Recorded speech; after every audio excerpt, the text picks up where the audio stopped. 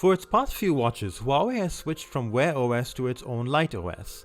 This change led to Huawei losing access to apps on its watches, but gaining a much better battery life. Huawei has now folded Light OS into HarmonyOS that is expected to power all Huawei smart devices moving forward. For its 2021 flagship wearable, Huawei is basing it on HarmonyOS 2.0 that not only brings third-party app support, but with a battery saver option helps the Watch 3 Pro last for up to 21 days.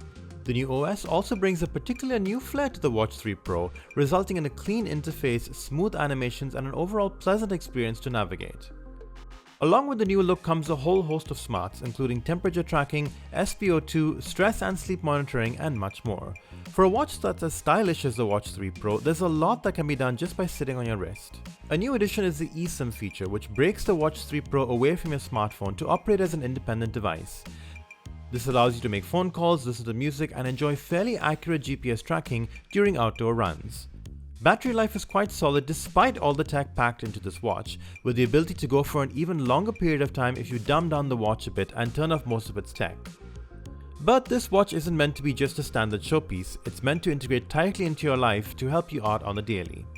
There are still a few things here and there that might be a bit of a downer for early adopters of the Watch 3 Pro. NFC payments have yet to launch in the region, and eSIM compatibility will depend heavily on which carrier your phone is currently tied to. There's also the sheer size and weight of the Watch 3 Pro, which makes it a little awkward on smaller wrists and uncomfortable to wear at night as a sleep tracker. For our full review, head on over to techradar.com.